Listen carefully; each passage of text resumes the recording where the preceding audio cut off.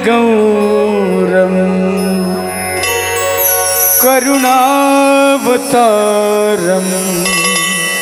संसार सारम भुजगेन्द्रहारम सदा वसन्तं हृदयारविन्दे भवं भवानि भवानि भवानि सहितं नमामि भवं भवानी सहितं नमामि। श्री भागवत भगवान की है आरती, पापियों को पाप से है तारती। श्री भागवत भगवान की है आरती, पापियों को पाप से है तारती। ये अमर ग्रंथ, ये मुक्ति पंथ, ये पंचम वेद निराला, नव ज्योति जगाने वाला।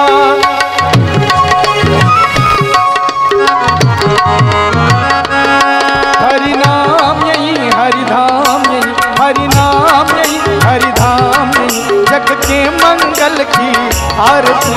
पापियों को पाप से है तारती। श्री भागवत भगवान की है आरती, पापियों को पाप से है तारती।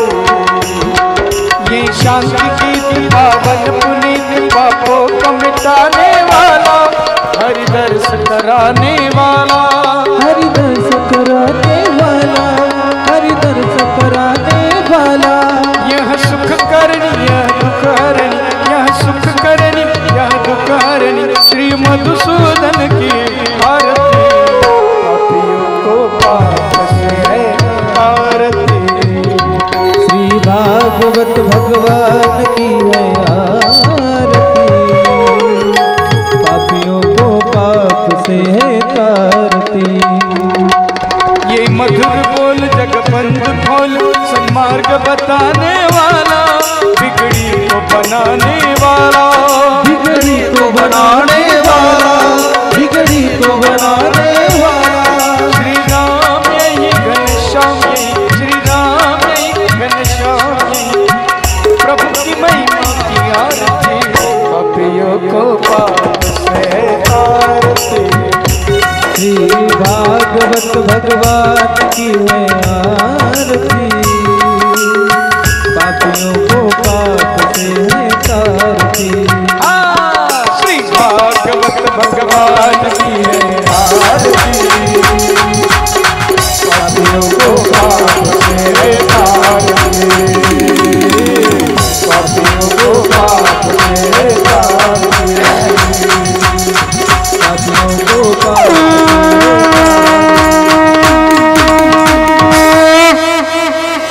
हरि ओम महादेव शांति रक्षकुं शांति पृथ्वी शांतिरापः शांतिर्वनस्पतयः शांति सर्वगुण शांति सामा शांति आरार्तिकम्।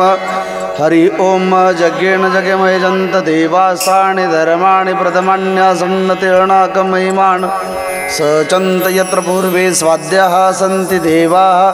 हरि ओम एकदन्ताय विद्महे वक्रतुण्डाय धीमहि तन्नो दन्ति प्रचोदयात्। हरि ओम तत्पुरुषाय विद्महे महादेवाय धीमहि तन्नो रुद्र प्रचोदयात्। नाना सुगंध पुष्पाणि यथा कालोद्भवानि च पुष्पाञ्जलिर्मया दत्तगृहात् परमेश्वर मंत्र पुष्पाञ्जलिं समर्पयामि। बोल वृंदावन बिहारी लाल की, सद्गुरुदेव भगवान की, बोलो भाई सब संतन की जय। हरि ओम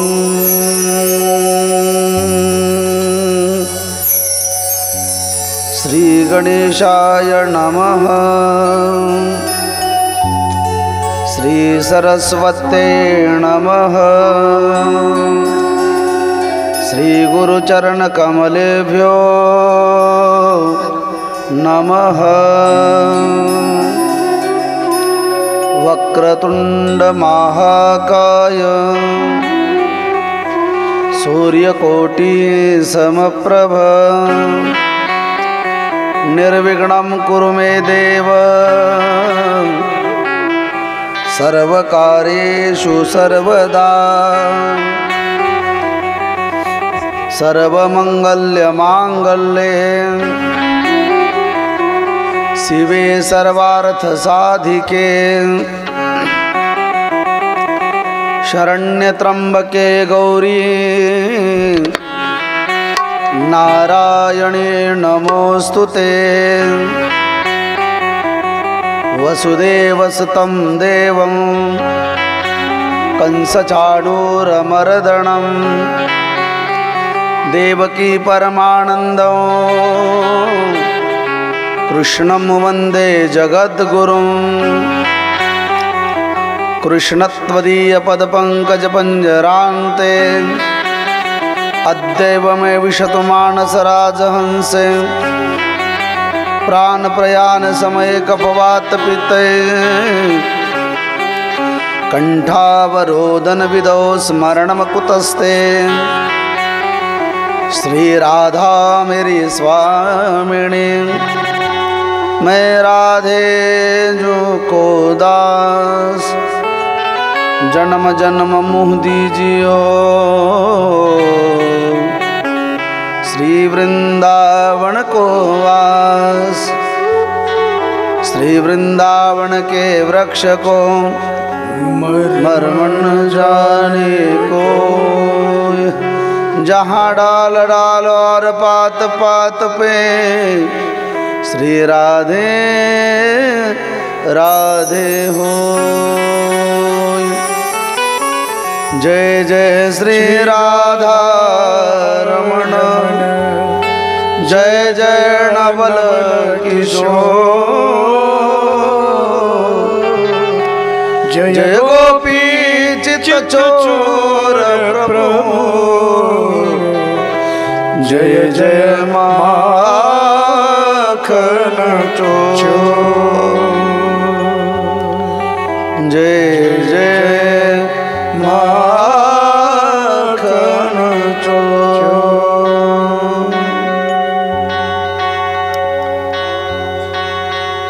परम मंगलमय परात्परा कारण करुणा वरुणालय भक्तवंश कल्पतरु तडंदित उनंदित पीतांबरधारी नंदन यशोदानंदन ब्रजचंदन भगवान बालकृष्ण कन्हैयालाल जी की प्रतिवांगमय मूर्ति श्रीमद्भागवत महापुराण।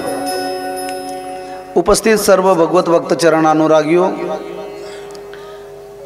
एवं माझ्या सर्व मातृशक्तींनो, तुमच्या सर्वांच्या हृदयात असणाऱ्या माझ्या भगवंताच्या चरणावर साष्टांग दंडवत प्रणाम। व्यासपीठावर विद्वत विद्वान माझ्या सर्व सहकार्यांच्या चरणावर साष्टांग दंडवत प्रणाम। महाराष्ट्राची पवित्र भूमी आहे आणि या महाराष्ट्राच्या पवित्र भूमीमध्ये आध्यात्मिक, राजकीय आणि ऐतिहासिक वारसा लाभलेले पुणे शहर, पुण्यवान नगरी पुणे शहराच्या अंतर्गत माऊली महावैष्णव ज्ञानोबारायांच्या पवित्र आणि पुलकित पावन झालेले अलंकापूर अर्थात आळंदीच्या चरण सानिध्यात इंद्रायणीच्या मातेच्या पवित्र तटावर वसलेलं हे चरोली गाव, चरोली गावाच्या अंतर्गत सर्व वाड्या आणि त्या सर्व वाड्यांच्या अंतर्गत काटेनगर। या काटेनगरामध्ये आमचे परमार्थप्रेमी आदरणीय हरिभक्तपरायण शिवाजी बापू काटे यांच्या अथांग परिश्रमातून उभारलेलं हे जगदंबा मातेचं भव्य मंदिर, पद्मावती मातेचं मंदिर। या मंदिराच्या चतुर्थ वर्धापन दिनानिमित्त श्रीमद भागवत कथा, ग्रंथराज ज्ञानेश्वरी पारायण, महिला संगीत भजन मंडळ, अन्य सांस्कृतिक कार्यक्रमाचं भव्य आयोजन करण्यात आलेलं होतं। पाहता पाहता आज कथेचा विश्रामाचा दिवस आहे, अर्थात शेवटचा दिवस आहे। आज पत्रिकेच्या नियमाप्रमाणे आज भव्य शोभायात्रा झाली आणि या शोभायात्रेच्या अंतिम आपण आज भगवंताच्या उरलेल्या कथेचं आणि भागवत दर्शनाचा लाभ घेण्यासाठी उपस्थित झालात। आजच्या कथेला प्रारंभ करण्यापूर्वी 1 मिनिट आपण संकीर्तन गाऊया। ते संकीर्तन मीच गाणार आहे. सर्वांनी मोठ्या प्रेमाने हात वर करा.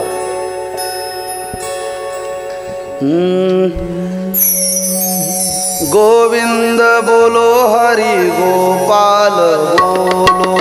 गोविंद बोलो हरि गोपाल गोविंद बोलो हरि गोपाल गोविंद बोलो हरि गोपाल गोविंद बोलो हरि गोपाल बोलो. गोविंद बोलो हरि गोपाल गोविंद बोलो हरि गोपाल बोलो. बोलो हरि गोपाल बोलो.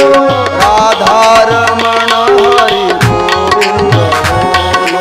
राधा रमण हरि गोविंद राधा रमण हरि गोविंद बोलो. राधा रमण हरि गोविंद. जरा दो हाथ ऊपर उठाते हुए एक साथ.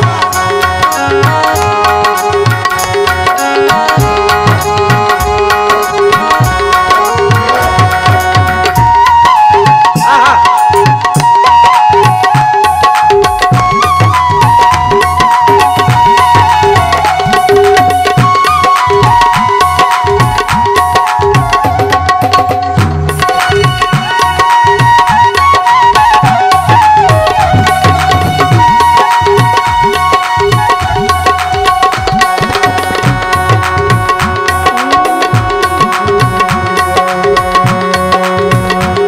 गोविंद बोलो हरि गोपाल बोलो. गोविंद बोलो हरि गोपाल बोलो. राधा रमण हरि गोविंद बोलो. राधा रमण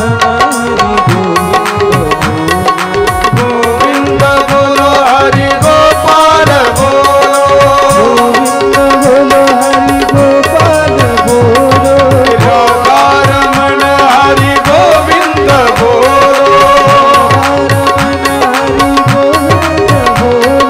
गोविंद बोलो हरि गोपाल बोलो. गोविंद बोलो हरि गोपाल बोलो. राधा रमण हरि गोविंद बोलो.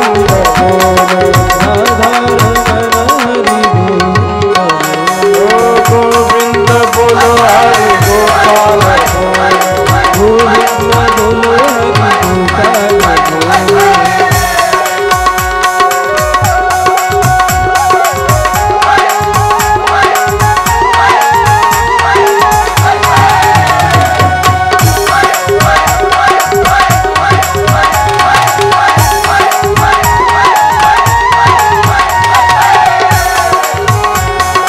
गोविंद बोलो हरि गोपाल बोलो. गोविंद बोलो हरि गोपाल बोलो. और राधा रमण हरि गोविंद बोलो. हरि बोल हरि बोल हरि बोल हरि बोल. हरि बोल हरि बोल हरि बोल हरि बोल हरि बोल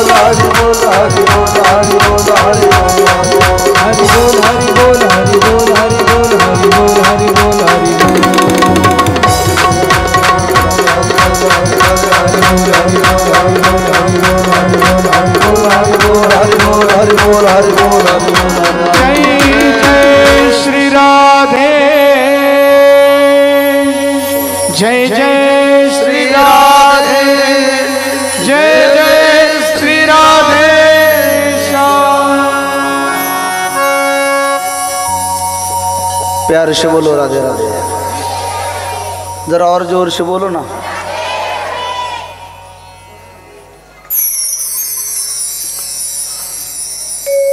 देखते देखते आज हमारे कथा का विश्राम का दिन प्रारंभ हुआ है. राजा परीक्षित जी सुखदेव जी को श्रीमद् भागवत कथा सुना रहे हैं.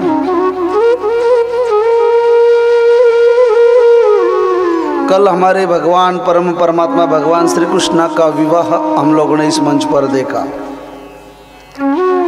जगत जननी माता रुक्मिणी का प्राण संजीवन भगवान श्री कृष्ण ने स्वीकार किया और महाराष्ट्र के अनुसार या हम लोगों ने भगवान की धूमधाम से शादी लगवा ली।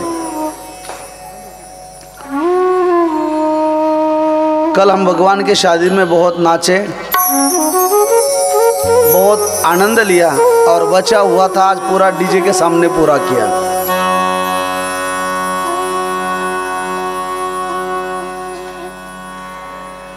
या तुमच्या डीजेमुळे मी आणखी 8 दिवस जागेवर येणार नाही। म्हणजे मी पुरुष वर्ग, युवा कार्यकर्ते सर्वांनी खूप थाटामाटात उत्साहात कार्यक्रमात आयोजन केले। सर्वांनी खूप उत्साहाने या कार्यक्रमामध्ये आपण सहभागी झालात।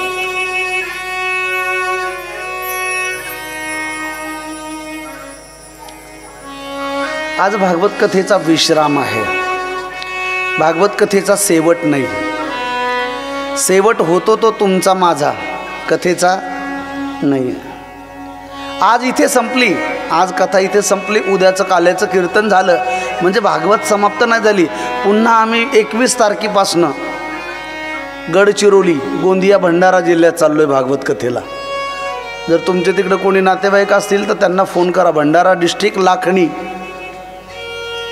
गडचिरोली साईडला, गडचिरोली तिथून अगदी थोड्या जवळ आहे।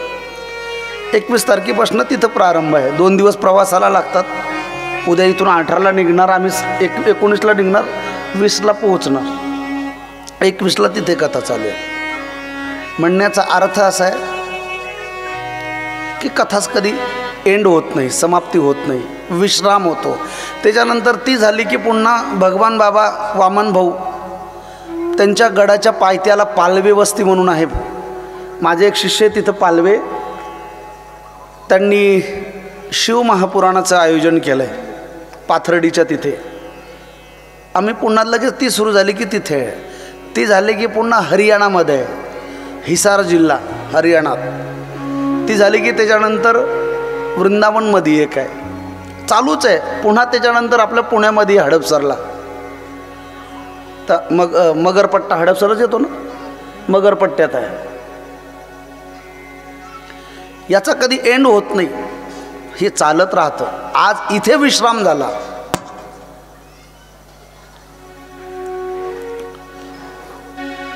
तर आज विश्रामाचा दिवस आहे। आता एक 15 ते 20 मिनटं मी कथा करेल। कथा खूप छान मला करायची होती, पण आपण सर्व नाचण्यात व्यस्त होतात आणि वेळ अपुरा आहे। पुन्हा आमच्या सर्वांना लांब लांब जायचं आहे, प्रवास कटणे कठीण आहे।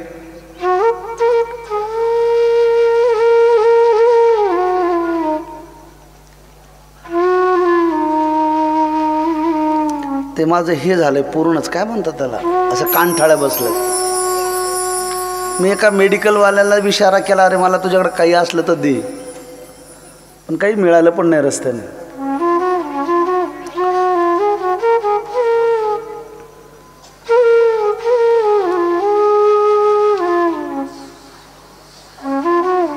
राजा परीक्षितांना सुखदेवजी सांगतायत, राजन, भगवान श्रीकृष्णाचं काल विवाह जगज्जननी रुक्मिणी आईसासोबत झाला आहे।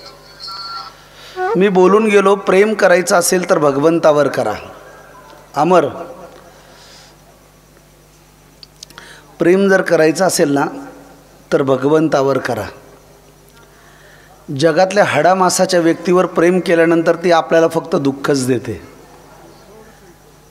आणि थोडासा विको वाढव, थोडासा विको। तुझ्या बायकोचा फोन चालू आहे का? मी थांबतो थोडं, तुम्ही केलाय का? अच्छा अच्छा, त्याच्या हाताला फोन आहे म्हणून म्हटलं घरचा चालू आहे का।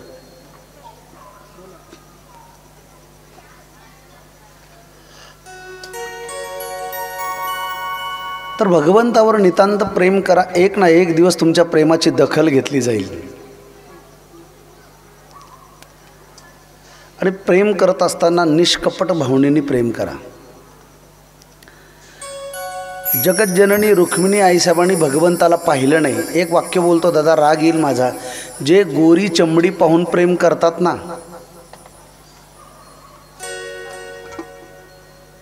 ते फक्त चमडीवरच प्रेम करतात, त्याच्या अंतःकरणावर प्रेम करत नाही, तुमच्या भावना फिलिंग समजू शकत नाहीत।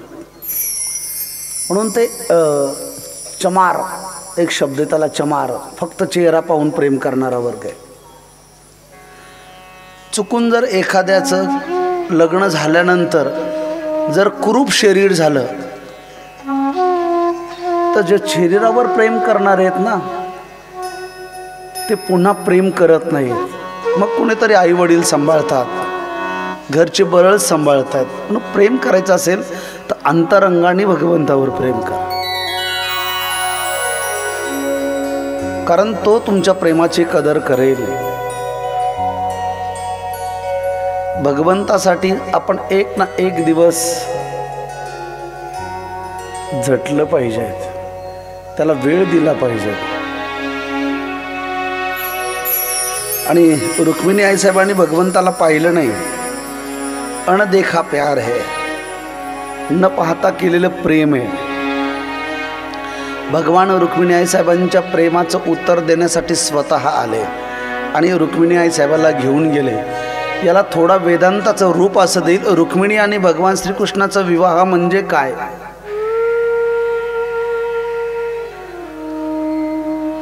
तर रुक्मिणी आणि भगवान श्रीकृष्णाचा विवाह म्हणजे जीव आणि शिव यांचं ऐक्य आहे. रुक्मिणी आईसाहेब जीव आहेत, भगवान परमात्मा शिव आहेत. या दोघांचं मिलन एकत्र येणं म्हणजे विवाह आहे.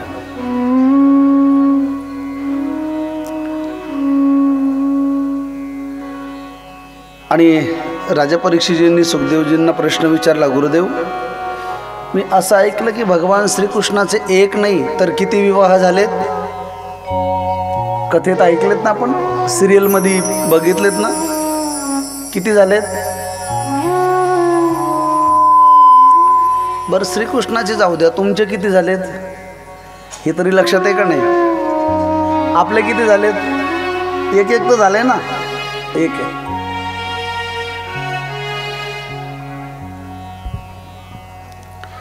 तर आम्ही असं ऐकलंय की भगवान श्रीकृष्णाचे 16,108 विवाह झाले.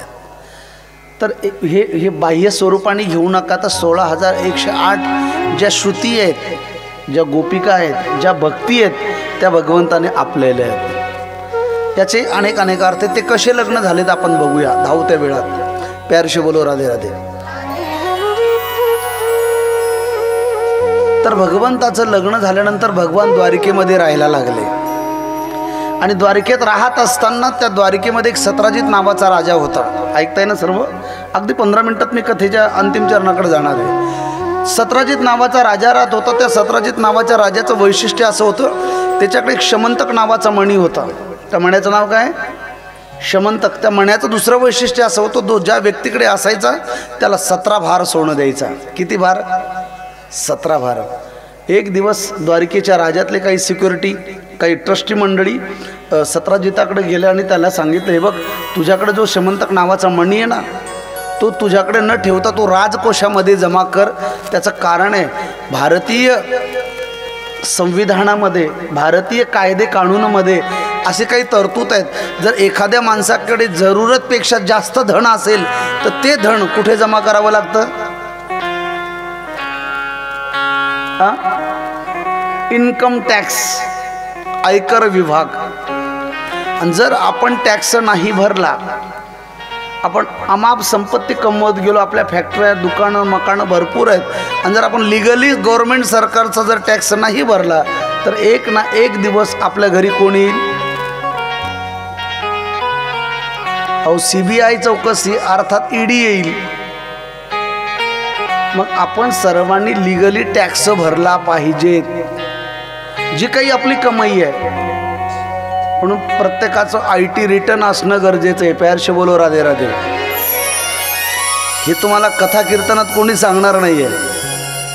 पण येणाऱ्या काळात आपण जर आपल्या नेत्याकडनं, आपल्या देशाकडनं जर आपण सुविधेची अपेक्षा करत असेल तर ते नेते काय बराचसे खदून तुम्हाला मला सुविधा देणार नाहीत. तो आपलाच टॅक्स गोळा करणारा नाही, आपल्यालाच देणार. मग सत्राजिताला सांगितलं, हा तू सेमंतक मणी जमा कर, म्हणजे देशाच्या धर्माच्या कामाला येईल. तो म्हटला नाही, माझी वैयक्तिक प्रॉपर्टी आहे. एक दिवस काय झालं, सत्राजिताचा भाऊ तो शेमंतक मणी लखलखीत प्रकाशमान होता, त्याने गळ्यात घातला आणि शिकारीसाठी जंगलात निघून गेला. शिकार करायला गेला, पण योगायोगाने एका झुडपाच्या आडी तो हरणाला मारायला बसला. पण त्याला त्या दिवशी शिकार मिळाली नाही, उलट एक वाघ आला आणि त्याने त्या सत्राजिताच्या भावाचीच काय केली, शिकार केली. सत्राजिताचा भाऊ तिथेच संपला. वाघाला काय खायचं होतं, मांस. त्याला त्या मण्याची काही घेणं आहे का, नाही. मला चुकून सांगा, जर आपल्याला चोराने अडवलं तर चोर काय म्हणेल, आपल्याला दे पैसे, दे लॉकेट, दे ATM, सांग फोनपेचा पिन नंबर. पण जर आपल्याला एखाद्या बिबट्याने अडवलंच, अडवणार नाही आपल्याला बिबट्या, कारण बिबट्याच आपल्याला घाबरेल. पण जर अडवलंच तर बिबट्या कधी म्हणेल का तुझ्या खिशातले पैसे दे, नाही. तो काय करेल, आपल्याला नाश्ता करेल. तसं सत्राजिताचा भावाचं मांस खाल्लं, मणी तिथेच पडला. द्वारकेत जाऊया आपण.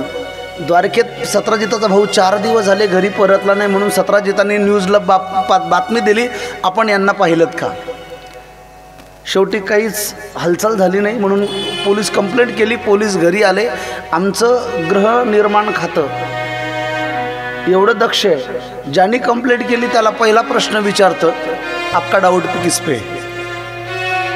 जर मी माझा मोबाईल चोरी गेला हे जर मी पोलीस स्टेशनला दिलं तर मला पहिले पोलीस विचारतील, तुमचा संशय कोणावर आहे, तुम्हाला कुणी घेतला असं वाटतं मोबाईल. मला तुमच्यापैकी जर कोणाचा संशय आला असेल तर मी नाव सांगेन, आणि मग त्याचा शोध घेणं सुरू करतात. सत्राजिताला विचारलं, आपका डाऊट किस पे है, संशय कोणावर आहे. सत्राजिताने सांगितलं, माझा भाऊ मणी घेऊन गेला आणि मला असं वाटतं की या कृष्णाने माझ्या भावाला मण्यासाठी किडनॅप केला असावं, कारण त्याला काय पाहिजे होता,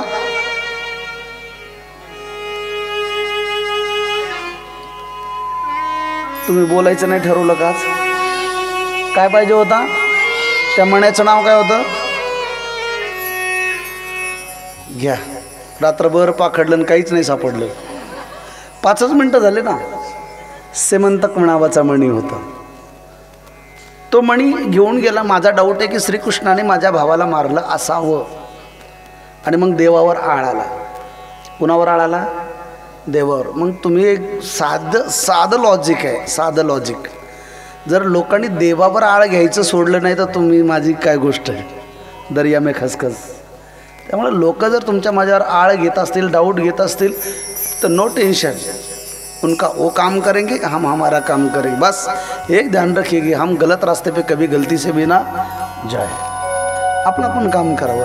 शेवटी भगवंताची अपकीर्ती झाली आणि भगवंताच्या कानावर गेले. लोक नावं ठेवायला लागलेत. भगवान म्हणले, मी हा काय उद्योग केला नाही, पण जर माझ्यावर नाव आलंच तर काही अडचण नाही, मी याचा शोध घेऊन देईल. भगवंतानी CID पथक लक्ष, ती एक टीम घेतली. सेमंतक नावाचा मणी आणि त्याचा भाऊ शोधण्यासाठी. त्याला विचारलं, तुझ्या भावाने आज कोणता युनिफॉर्म परिधान केला होता, आणि त्या दिशेने हे पथक गेलं. जिथे सत्राजिताच्या भावाचा मृतदेह आढळला, शरीर तर प्राण्याने खाऊन घेतलं होतं, पण चप्पल बुटावरनं आठवलं की हा इथेच मेला. भगवान म्हणलं, याला मरू द्या, याच्याशी आपलं काही घेणं देणं. आळ कशामुळे आला, कोणत्या, शेमंतक मणी, या मण्यामुळे आळ आला. लक्षात ठेवा, हा मणी कुठे असेल तर तिथेच तोच मणी. त्या जंगलात एक जामवंत नावाचा प्राणी राहत होते. त्या जामवंताने तो मणी एक खेळणं म्हणून आपल्या मुलीला, तिचं नाव जामवती, तिला खेळण्यासाठी चंडू म्हणून दिला. आता जामवंत असा प्राणी, त्याचं नाव अस्वल, काळा कुट्टा अंगावर, काळे कुट्ट केश. त्यांची मुलगी कशी असेल तशीच ना. 99% मुलगी ही बापावर असते, 99% मुलगी ही बापावर असते. म्हणून ते काळी कुट्ट अंगावर केश, तिला खेळायला दिलं. ती एका गुहेत राहत होती आणि भगवंताने पाहिलं की इथून मणी कुणीतरी घेऊन गेलं. भगवंत त्या पायाच्या ठस्याने CID पथकाला तिथपर्यंत घेऊन गेले. गुहा पाहिली. भगवान CIDला म्हणले, तुम्ही घरी निघून जा, मी एकटा शोध घेतो. भगवंताने गुहेमध्ये प्रवेश केला आणि प्रवेश केल्यानंतर भगवंतानी एक मुलगी त्या मण्याशी कॅच खेळत होती, तिने पाहिलं. भगवंताच्या जीवात जीव आला की ज्या मण्यामुळे माझ्यावर आळ आला तो मणी मला इथे दिसला. भगवंतानी त्या पोरीला आवाज आला, ए बाई, तो मणी मला दे. ते म्हणले, ना, हा माझ्या पप्पांनी मला गिफ्ट केलेली आहे आणि गिफ्ट केलेली वस्तू मी परत तुम्हाला देणार नाही. भगवान म्हणले अगं बाई हे खेळणं नाही, हा चेंडू नाही आहे, यांनी माझ्या जीवनाचा खेळ मांडलाय, यांनी माझ्या जीवनाचा खेळ मांडलाय, हा मणी मला परत दे. ती म्हणली नाही माझा बॉल आहे. भगवान म्हणले अख्खी टेनिस कंपनी तुझ्या नावावर करतो, पण हा मला दे, कारण हा कॉस्टली आहे, यांनी माझ्यावर आळ आला. ती देणार नाही. भगवान म्हणले मी घेणार. तेवढ्यात जामवंत महाराज झोपले होते, ते उठले. माझ्या पुरीला कोण बोलते म्हणून पाहिलं तर कुणीतरी एक पुरुष आहे. भगवंताला ओळखलं नाही. भगवान म्हणले आप कौन? बोले मैं इसका पिता हूँ. तो ये मणी मुझे दे दो. जामवंताने का ना दूंगा. तो दोघांचे भांडणं झाले. कोणाचे? भगवंताचे आणि जामवंताचे. शेवटी भगवंताने जामवंताला हरवलं आणि जामवंतजी भगवंताला शरण गेले आणि जामवंतांनी भगवंताला ओळखलं, कारण हेच जामवंती राम अवतारातले. ती पूर्ण कथा सांगायला माझ्याकडे बिलकुल वेळ नाही. आणि कारण जामवंताला असं वरदान होतं की देवाशिवाय त्यांना कोणीच हरवू शकत नाही. हरवलं म्हणजे तो देव आहे. रामजी हमने आपको पहचान लिया. भगवान श्याम म्हटले ओके कोई बात नहीं, पहचान तो निकली, बस एक काम करो, मणी मुझे दे दो. जामवंत म्हणे हे बघ, जरी ओळख निघाली असेल तर मैत्री आपली पक्की, पण खर्चा 50-50. खर्च आपापला. मी मैत्रीत व्यवहार आणणार नाही. हा मणी माझ्या मुलीला दिलेला आहे, मी देणार नाही. जे भगवंताने समजून सांगितलं अगं अरे बाळा या मण्यामुळे माझ्यावर आळ आला, हा मणी मला पाहिजेच. जामवंत हुशार होते. जामवंतने जर म्हटले तुला मणी पाहिजे असेल तर एक काम कर, काय माझी मुलगी जामवती हिच्याशी लग्न कर आणि कन्यादानात मणी घेऊन जा. अरे माझ्याकडे काय बघताय, हो गया ना जंगल में मंगल. लगेच भगवंताने जामवतीचा हात हातात घेतला. तिथं पाहिलं नाही काळी आहे का गोरी आहे का, अंगावर केस आहेत का काय. डायरेक्ट हातात हात घेतला, कन्यादान घेतलं. दानात काय घेतलं? मणी घेतला. गुहेच्या बाहेर आले. गुहेच्या बाहेर आले मग मर्क्युरी दिसली. सूर्याचा प्रकाश पाहिला, तिचा चेहरा पाहिला तर काळं कुट्ट. भगवान म्हणले अरे अरे अरे कार्यक्रम फसला. पण लग्न झाल्यावर विलास, आजही माझी विनंती माझ्या तरुण बांधवांना, माझ्या भगिनींना, काय तुम्हाला मुलगा गोर आहे का गोमटा आहे का बघायचं ना, ते लग्नाच्या एंगेजमेंटच्या अगोदरच बघा. तुम्हाला मुलगी बघा. लग्न झाल्यावर दुसऱ्याच्या मुलीला नावं ठेवू नका. लग्न झाल्यावर दुसऱ्याच्या मुलाला नावं ठेवू नका. काय करायचे उद्योग ते एंगेजमेंटच्या अगोदरच बघा. यस नो, काय त्याचा फेसबुक अकाउंट चेक करायचं ते अगोदरच करा. त्याच्या फ्रेंड गर्लफ्रेंड काय जे असेल ते अगोदर चेक करा. लग्न झाल्यानंतर कुणाचंही आयुष्य उद्ध्वस्त करण्याचा अधिकार तुम्हाला देवाने दिला नाही. जामवंत भगवंतानी पाहिला अरे कार्यक्रम फसला, पण फसला तर आता काय करणार आहे, लग्न झालंय. भगवंताने आयडिया केली. भगवान म्हणले एक काम कर, तुझा चेहरा पूर्ण झाकून घे, कारण आमच्या इकडं महिलांनी नवरीने काय घ्यावा, पदर घ्यावा, आणि तिला बिचारीला अख्खा चेहरा झाकायला लावला. आणि भगवंताने सांगितलं जोपर्यंत मी उघड म्हणत नाही तोपर्यंत उघडायचा नाही. गावातलं कोणी म्हणू दे तरी उघडायचा नाही. आणि ही जोडी निघाली द्वारकेच्या दिशेला. आता ही बातमी कळाली रुक्मिणीला, काय की तुझ्या नवऱ्याचं दुसरं लग्न झालं. रुक्मिणीला एवढा आनंद झाला, एवढा आनंद झाला, ती बिकानेर स्वीट होममध्ये गेली आणि तिथनं पेढे आणून अख्ख्या गावाला वाटत होती. असं तुम्हाला वाटतं का? शक्यच नाही. त्याचं कारण आहे, मला मी सहज प्रश्न विचारेल, तुमच्या नवऱ्याने दुसरं लग्न केल्यावर कुणाला आनंद होईल हात वर करा. मग तुम्हाला जर होत नाही तर तिला कसा आनंद होईल दुसऱ्याने? अरे लग्न तर सोडा, तो जर जास्त वेळ बोलत राहिला आणि वेटिंगवर कॉल लागला तरी पहिला प्रश्न कोण होतो?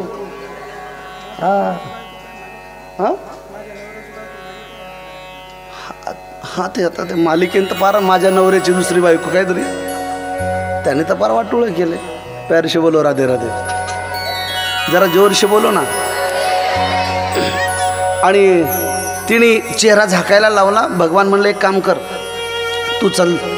आणि ती आली. रुक्मिणीला राग आला. येऊ तर दे म्हणली घरी. गावात जाताना असे ज्येष्ठ माणसं होते, काही वयस्कर आजी होती. आजी म्हणले ए कृष्णा बघू रे बाबा माझ्या सुनाचं तोंड, दुसरी नवीन आणलेली सून. पण हिला सांगितलं होतं मी म्हणेपर्यंत तोंड पदर काढायचा नाही. शेवटी दरवाजा जवळ आला, घर जवळ आलं. भगवंतानी बेल वाजवली आणि जामवंतीला म्हणले हो पुढं. खरं तर नवरदेवानी पुढं व्हायचं असतं नवरीला घर दाखवायला, पण इथं उलटा कार्यक्रम आहे. कारण ज्याच्या त्याच्यातले घरातल्या सवयी ज्याला त्यालाच माहिती असतं. भगवान म्हणले मला माहिती आहे ही किती टेम्परेचरवाली आहे, तू हो पुढं. ती म्हणली तुमचं घर आहे मला काय माहिती आहे, तुम्हीच व्हा पुढे. भगवान म्हणले बेल वाजवले, साईडला थांबले. आणि तेवढ्यात जामवती पुढं होती. रुक्मिणीने दरवाजा उघडला. डोक्यावरचा पदर कमरेला होता. हातात पूजेची थाली नव्हती, लाटणं होतं. आणि रुक्मिणी आई साहेब म्हणजे आहा आले का उद्योग करून, बघू कोणती अप्सरा आणली. कारण महिलांचं बोलणं असंच असतं 99%. बघू कोणती अप्सरा आणली. आणि रुक्मिणीला राग आला. रुक्मिणीला वाटलं ही नक्कीच माझ्यापेक्षा जास्त सुंदर आहे, म्हणून हिने माझ्या नवऱ्याला फसवलं. ही नक्कीच, कारण माणूस दुसरं लग्न केव्हा करतो, जेव्हा पहिली नाही आवडली की दुसऱ्याशी लग्न करतो. जांबवती रुक्मिणीला वाटलं ही नक्कीच माझ्यापेक्षा जास्त सुंदर आहे. रुक्मिणीला राग आला, हातात पाणी घेतलं आणि त्या जांबवतीला श्राप दिला. जा मी तुला श्राप देते, तू माझ्या एवढी सुंदर होशील, माझ्यापेक्षा जास्त बिलकुल नाही. अरे माझ्याकडे काय बघताय, भगवान म्हणले घुंगट खोल बिना पार्लर का मेकअप हो गया. घुंगट खोल बिना पार्लर का मेकअप हो गया. आणि मग जांबवती जी सुंदर झाली. कोणाच्या शापाने, कोणाच्या, रुक्मिणीच्या. वाक्य पुन्हा ऐका. साधू संतांचा आशीर्वाद आणि साधू संतांचा श्राप आणि आईचा श्राप, तो श्राप नसतो, तो वरदान असतं. ते काय असतं, आई जरी म्हणत असेल ए मेल्या मर तिकडं, तरी तो श्राप नाही, तो काय आहे, वरदान आहे. हे या कथेतनं लक्षात घ्या.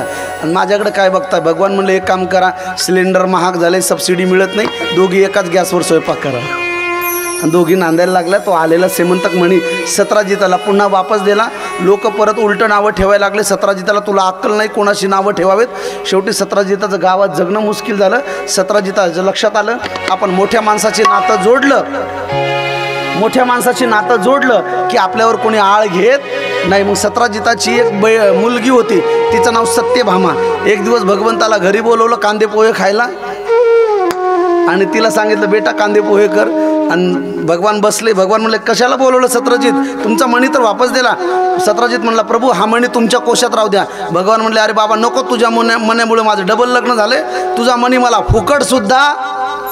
आणि भगवान फुकटसुद्धा नको म्हणल्यानंतर सत्राजिताने लगेच तेवढा चान्स घेतला. देवा फुकट नाही न्यायचा, मग एक काम करा, माझी सुंदर मुलगी सत्यभामा आहे, हिच्याशी लग्न करा आणि कन्यादानात मणी घेऊन जा. माझ्याकडे काय बघताय, पोहे कॅन्सल. घेतला हातात हात, घेतला कन्यादानात मणी. किती लग्न झालेत, हा 3. गेले घरी. मण्याच्या चक्करमध्ये किती झालेत, हा 2. असे बरेच लोक आहेत की जे मण्याच्या चक्करमध्ये डबल डबल लग्न करतात. मनी मनी मनी मीन्स पैसा. काही काही असे नालायक लोक आहेत, हलकट लोक आहेत, नीच लोक आहेत. व्यासपीठावरून मी बोलत नाही की पहिली सुंदर स्त्री असताना, सुशील असताना, जीव लावणारी असताना पैशाच्या पायी नको त्याच्या मागे लागतात, बिचारीला त्रास देतात आणि दुसरी नको ते भुताड घरात आणतात. मग पैशाच्या मागे धावायचं नाही, पैसा आपल्या मागे धावला पाहिजे. प्यारशी बोलो राधे राधे. जरा जोरशी बोलो ना. बस लास्ट डे, राधे राधे. शेवटचा दिवस आहे. आणि भगवंताचं 3रं लग्न झालं. 4थं लक्ष्मणा, मित्रवृंदा, कालिंदी, यमुना अशा भगवंताच्या 8 पटराण्या आहेत. आता 16,008 आहेत. तर 8 झाल्यात, शिल्लक किती आहेत, 16,000. तर भौमासूर नावाचा दैत्य होता. भौमासूर नावाच्या दैत्याकडे 16,000 तरुण मुली बंदिस्त केल्या होत्या. त्या सगळ्या मुलींनी भगवंताचा धावा केला. भगवान धावत आले, भौमासुराचा वध केला आणि 16,000 मुलींची सुटका केली. आणि भगवंतांनी त्यांचा स्वीकार केला. कारण एकदा पळून गेलेली मुलगी पुन्हा घरात आली तर तिचा कोणी स्वीकार करत नाही. असे कमी विचाराचे लोक असतात. जर एखादी मुलगी पळून गेली आणि ती पुन्हा आली तर तिचा स्वीकार करणारे फार कमी लोक असतात. तिच्याकडनं चूक झाली ना तर परत ती चूक होऊ नये म्हणून स्वीकार करणारे कमी लोक असतात. त्या 16,000 मुलींनी सांगितलं देवा आम्हाला आमच्या घरचे स्वीकारणार नाहीत, आईवडील येऊ देणार नाहीत, कुणी येऊ देणार नाही, आम्ही काय करायचं. तर भगवान म्हणले काळजी करू नका, मी तुमचा स्वीकार करतो.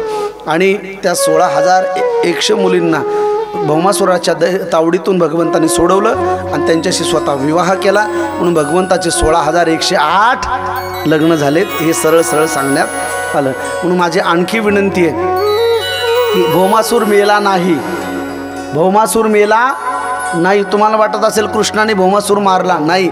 आजही या जगात, या भारतात, या महाराष्ट्रात लव जिहाद नावाने भौमासूर जिवंत आहे. आजही तुम्ही बघितलं असेल लॉकडाऊनच्या काळामध्ये आपल्या तरुण हिंदू मुली 2640 मुली किती आकडा आहे माझ्याकडे, 2640 मुली फेसबुकच्या माध्यमातून, ट्विटरच्या माध्यमातून, इंस्टाग्रामच्या माध्यमातून या धर्मांध नास्तिक या आतंकवादी पाकिस्तानी मुसलमानाच्या मुलांनी आपल्या हिंदू मुलींना काय भुरळ घातली मला माहिती नाही, आणि चांगला हसता खेळता परिवार सोडून त्या लव जिहादमध्ये अडकल्यात. आणि करतात काय, 2-4 मुलं जन्माला घातले, बस घासत बस भांडे. पण माझी विनंती माझ्या ताईला, माझ्या अक्काला, ताई कुणाच्याही आहारी जाऊ नकोस, कुणाच्याही आहारी जाऊ नकोस. अरे आपल्या हिंदू धर्मात, आपल्या समाजात काय मुलं कमी आहेत? उलट मुली मिळत नाहीत. आणि काय त्यांची गोरी चमडी पाहून का त्यांच्या गाड्या का पाहून तू बोलतेस. म्हणून माझी विनंती आहे, आजही एखादी फेक आयडी असते फेसबुकला, इंस्टाग्रामला, अमुक अमुक शर्मा, वर्मा, ब्राह्मण, काही नावं सांगतात, हिंदू, मराठा, माळी, कोळी, वंजारी, कोणत्याही नावाने ती आयडी बनवतात आणि तुम्हाला फसवत आहेत. म्हणून अशा कोणत्याही माध्यमातून कोणाच्याही बळी पडू नये, हा माझा तुम्हाला संदेश आहे. प्यार से बोलो राधे राधे. भौमासुराला मारलं, भगवंताने सर्वांचं रक्षण केलं. 16,100 भगवंतानं विवाह केला. एक साथ मंडप, एक साथ सगळं झालं. भगवान कसे दिसत होते तर भगवान नवरदेव दिसत होते, दुल्हासा दिसत होते. तर एक ब्रजरसिक संत सांगताय, तेरा किसने किया श्रृंगार सावरे, लगे दिल्हासा दुलदार सावरे. भजन घेऊ, सुदाम चरित्र घेऊ आणि कथेला पूर्ण विराम. तेरा किसने किया श्रृंगार सावरे, तेरा किसने किया श्रृंगार सावरे, तेरा किसने किया श्रृंगार सावरे, तेरा किसने किया श्रृंगार सावरे, लगे दुल्हासा श्रृंगार सावरे, लगे दुल्हासा श्रृंगार सावरे, तेरा किसने किया श्रृंगार सावरे, तेरा किसने किया श्रृंगार सावरे, किसने किया श्रृंगार सावरे, तेरा किसने किया श्रृंगार सावरे. मस्तक पर मलिया गिर चंदन केसर तिलक लगाया, केसर तिलक लगाया, मस्तक पर मलिया गिर चंदन केसर तिलक लगाया. हाँ, मोर मुकुट कानों में कुंडल इत्र धूप बरसाया, महकता रे दरबार सावरे, महकता रे दरबार सावरे, तेरा किसने किया श्रृंगार सावरे, तेरा किसने किया श्रृंगार सावरे, तेरा किसने किया श्रृंगार सावरे, तेरा किसने किया श्रृंगार सावरे. बोल सावरे बोल, तुम्हें मैं कौन सा भजन सुनाऊं, ऐसा कोई राग बता दे तू नाचे मैं गाऊं. न जाता रे हर बार सावरे, न जाता रे हर बार सावरे, तेरा किसने किया श्रृंगार सावरे, तेरा किसने किया श्रृंगार सावरे, लगे दुल्हासा श्रृंगार सावरे, लगे दुल्हासा श्रृंगार सावरे, तेरा किसने किया श्रृंगार सावरे, तेरा किसने किया श्रृंगार सावरे, तेरा किसने किया श्रृंगार सावरे, श्रृंगार सावरे, श्रृंगार सावरे. प्यार से बोलो राधे राधे. जरा जोर से बोलो ना.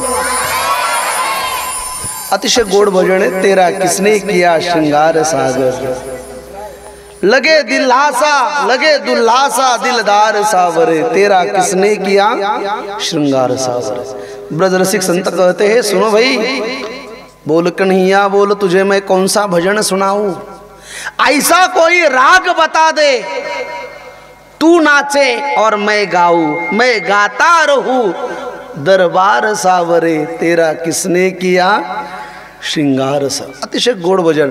माझे भगवान दुल्हावेशात झाले आणि 16,108 मुलींचा पाणी ग्रहण केलं.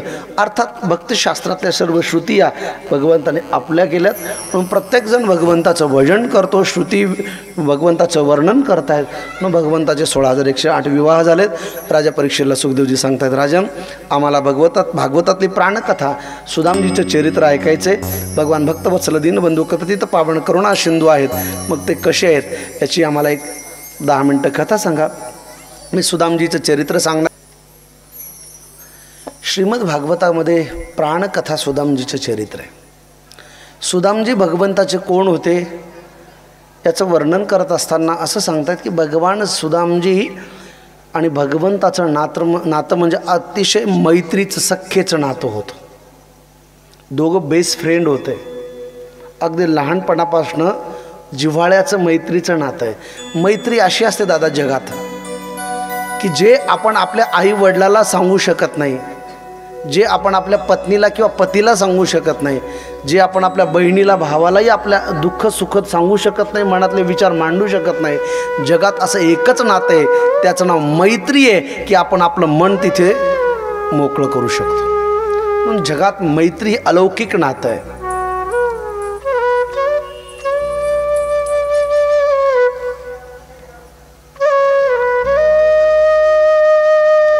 मैत्री असं नातं आहे भगवंताचं की अलौकिक आहे. मग मैत्री कशी असावी याचं जर उदाहरण द्यायचं असेल तर अव्याहात मैत्री ही श्रीकृष्ण सुदामासारखी असावी. एक ने मुझे सवाल पूछा, दोस्ती का मतलब क्या होता है? दोस्ती का मतलब क्या होता है? जवाब तो यह है, जहाँ मतलब होता है वहाँ दोस्ती कहाँ होती है. जिथे मतलब हा शब्द येतो ना तिथे दोस्ती नसते, मैत्री नसते, तिथे स्वार्थ व्यवहार असतो. म्हणून मैत्री ही निष्कपट असावी. आणि एक वाक्य लक्षात ठेवा, जगात तुम्ही कुणाचाही विश्वासघात करा, कुणाचाही विश्वासघात करा, एखाद्या वेळेला चालेल, पण आयुष्यात कधी आपल्या मैत्रिणीचा आपल्या मित्राचा कधी चुकूनही विश्वासघात करू त्याच्यासारखं पाप जगात तुम्हाला कुठे मिळणार नाही. कारण त्याने डोळे झाकून विश्वास तुमच्यावर टाकलेला आहे. आणि जर तुम्ही त्याच्या पाठीत खंजीर खुपस असताल तर मग अशी भ्रष्टाचारी मैत्री करण्यापेक्षा उघड उघड शत्रुत्व केलेलं कधी चांगलं आहे. म्हणून जेव्हा लाख लोक त्रास देतात ना तेव्हा दुःख होत नाही. जेव्हा ज्याच्यावर आपण विश्वास ठेवला, मैत्री ठेवली ना, त्यांनी जर आपल्याला विश्वासघात केला तेव्हा सर्वात जास्त त्रास होतो, तेव्हा त्रास होतो. आणि मग माणसं सहज बोलतात, बस ते बोलत होते आम्ही मनावर नाही घेतलं, पण तुमच्याकडनं ही अपेक्षा नव्हती. मैत्रीचं नातं हे निष्कपट नातं असतं. मैत्रीचं नातं हे इमानदाराचं नातं असतं. आपण स्वतः बेमानीने वागतो, पण आपल्याशी दुसऱ्याने इमानदारीने वागावं ही आपण अपेक्षा करतो. मी एक वाक्य असं वाचलंय कुठेतरी, बेईमानी से कमाने वाला नौकर भी ईमानदार ढूंढता है. बेईमानी से कमाने वाला नौकर भी ईमानदार ढूंढता है. म्हणून मैत्री हे जिव्हाळ्याचं नातं आहे. इमानदारीने निभवा, इमानदारीने. आणि ती कशी असावी तर श्रीकृष्ण सुदामासारखी. मग आता कशी यांची मैत्री होती तर श्रीकृष्ण सुदामा हे दोघंही एकाच गुरुचे शिष्य. सांदीपानी ऋषींच्या आश्रमात उज्जैन क्षेत्रात क्षिप्रा नदीच्या तटावर त्यांचा आश्रम आहे. बघा, भगवंताने सुद्धा गुरु केले. भगवंताने सुद्धा काय केले, जीवनात गायडन्स करणारे गुरु महत्त्वाचे. त्याला आधुनिक शब्द मार्गदर्शक म्हणूया. गायडन्स, गुरु, सद्गुरू जीवनात फार, जसं फॅमिली डॉक्टर महत्त्वाचे आहेत ना, त्याच पद्धतीने जीवनात आपल्या अडचणी आले की कोणीतरी गुरु करणं महत्त्वाचं आहे. आणि ते अवश्य पाहिजे. कारण कळत न कळत त्यांचा एखादा शब्द तुमच्या माझ्या जीवनाचं कधी सोनं करून जाईल काही सांगता येत. कारण गुरु भी न कोण बतावे बाट, बडा है बिकट यमघाट. पण आपल्या जर जीवनाचं जर कल्याण करायचं असेल तर गुरु महत्त्वाचा आहे. गुरु करताना सुद्धा कसा असावा याचं एक वेगळं स्वतंत्र व्याख्यान आहे. तो आता मी इथे वेळ घेत नाही. पाणी पीजिए छान के, पानी पीजिए छान के और गुरु करिए पहचान के. हाँ, मी नेहमी एक विनोदाने वाक्य सांगत असतो, गुरु गुरु करणाऱ्याला गुरु करू नका. जो सदैव गुरु गुरु करतो ना, गुरु गुरु, त्याला गुरु करू नका. ज्यांच्या तत्वज्ञानाने आपल्यात काहीतरी परिवर्तन झालं, ज्यांच्या गोष्टी आपण ऐकल्यानंतर, ज्यांच्या वागण्यात आपण पाहिल्यानंतर जिथे परिवर्तन होतं ना, अशा व्यक्तीला जीवनात गुरु करा.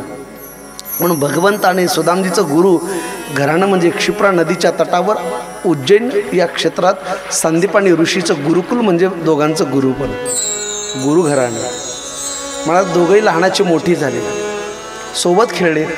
पण बघा, कर्मधर्म संयोगाने एक झाला द्वारिकेचा राजा आणि दुसरा झाला गरीब ब्राह्मण. एक वाक्य बोलू का दादा? गरिबी असणं वाईट नाही, गरिबी असणं वाईट नाही, गरीब घरात जन्माला येणं वाईट नाही. जर एखादा कोणी गरीब घरात जन्माला आला असेल तर वाईट नाही, पण जर तो गरीब घरात जन्माला येऊन जर गरीबच होऊन मरत असेल तर त्याच्यासारखा दुर्दैवी कोणी नाही. याचा अर्थ तुमचं कर्तृत्व काहीतरी पाहिजे का नाही? तुमच्या आईवडिलाकडे परिस्थिती तशी नव्हती म्हणून तुम्ही त्या घरात जन्माला आलात. अरे पण तुम्ही काहीतरी कर्तृत्ववान व्हा, तुम्ही ती गरिबी हटवा, तुम्ही स्वतः काहीतरी कर्तबगार बना. म्हणून जी माणसं गरिबीत जन्माला येतात आणि काहीतरी करून दाखवतात त्यांना धैर्यवान, शूरवीर म्हटलं जातं. आणि जे गरीब घरात जन्माला येतात आणि गरिबीतच मरतात ते निष्क्रिय म्हणून त्यांना संबोधित केलं जातं. त्यांच्यात काही क्रियाच नाही, काही कर्मच नाही आहे. म्हणून कर्म करा. गरीब घरात जन्माला येणं पाप नाही, पण गरीब घरात जन्माला येऊन गरीब असूनच मरणं हे काय सर्वात. तू करतो काय मग? 40 वर्ष झाले ना तुला, 10x10ची रूम घेऊ शकला नाहीस. आणि काय तर माझ्या आई वडिलांनी मला शिकवलं नाही. अरे गरीब परिस्थिती होती, त्यांनाच एक टाइम खायला अडचण होती, तुला कुठून कॉलेजला फी भरतील? काहीतरी कर, काहीतरी कर. पण आपली लोक महाराज काही करत नाहीत. आपल्याला एक रोग लागलेला आहे, सबसे बडा रोग, क्या कहेंगे लोग. एखादं काम हातात करायचं घ्यायला ठरवलं ना, पहिला विचार करतो लोक काय म्हणतील. अरे लॉकडाऊनमध्ये लोकांनी तुमच्या घरात किराणा नाही आणून दिला. जे धंदा पडेल, जे काम मिळेल ते करा, पहिलं डोक्यातनं काढा क्या कहेंगे लोग. यही दुनिया का सबसे बडा आहे रोग. लोक काय म्हणतील याचा डोक्यातून विचार काढा. कष्ट करा, मेहनत करा, इमानदारीने पैसा कमवा. एक ना एक दिवस ती इमानदारीने कमवलेला पैसा, त्याची अर्धी भाकरी जरी असेल तरी तुम्हाला समाधानाने झोप लागेल. इम्पॉर्टंट मेहनत. एक द्वारिकेचा राजा झाला आणि सुदामजी गरीब ब्राह्मण झाले. एक टाइम खायला अडचण. आणि एक वाक्य बोलू का? जगात सर्वात जास्त वाईटी गरिबी. गरिबी दुश्मनावर सुद्धा येऊ नये, सर्वात वाईट. जेव्हा आपण गरीब असतो ना तेव्हा आपलेच नातेवाईक आपल्याला ओळख देत नाहीत. जर चुकून बाजारात भेटलो ना तर दुसऱ्या रस्त्याने निघून जातात, पण आपल्या समोर येत नाहीत. का? कारण हा जर भेटला तर याला काहीतरी द्यावं लागेल.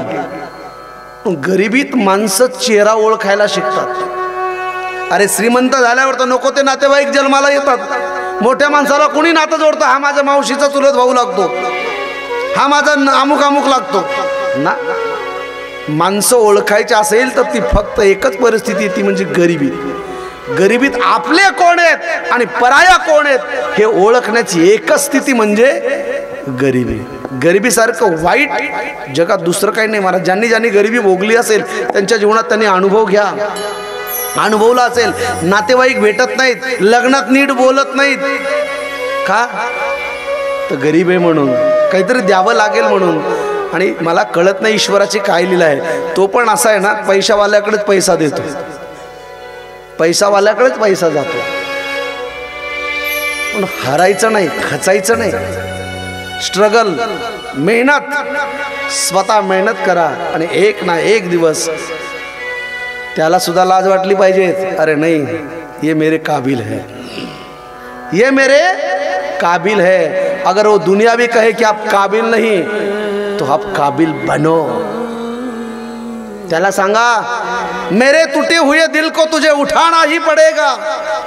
हे मेरे मालिक, उठाकर उसे जिगर से लगाना ही पड़ेगा। मैं मानता हूँ, मैं मानती हूँ कि मैं नहीं तेरे काबिल, लेकिन तुझे एक ना एक दिन तो काबिल बनाना ही पड़ेगा। त्याच्या नजरेत त्याला झुकवा, लोकांपुढे झुकू नका। आणि हा एक आणखी इम्पॉर्टंट वाक्य आहे का, तुमची परिस्थिती वाईट आहे, आयुष्यात कधीही कोणाचे उपकार घेऊ नका, कारण परिस्थिती ही 2 दिवसाची असते आणि उपकार हे आयुष्याचे असतात। लोक सहज म्हणतात अहो आम्ही यांना खूप मदत केली, आमच्यामुळे याचं झालं, म्हणून परिस्थिती 2 दिवसाची असते, ती आज आहे उद्या नाही, कभी धूप तो कभी छाव। आयुष्यात उपकार आयुष्यभर माणसाला झोप येऊ देत नाहीत। आणि उपकार करणाऱ्यांना सुद्धा विनंती माझी, जर तुम्ही एखाद्याची मदत केली ना तिथेच विसरून जा की मी याला मदत केली म्हणून, तर तुमच्या मदतीला अर्थ आहे। जर तुम्ही वेळोवेळी त्याला टोमणे देत असाल ना माझ्यामुळे झालं, तू तिथे झिरो आहेस, तू तिथे झिरो आहेस। म्हणून आयुष्यात उपकार हे कायमचे असतात आणि परिस्थिती 2 दिवसाची असते। म्हणून 99% कोणाचे उपकार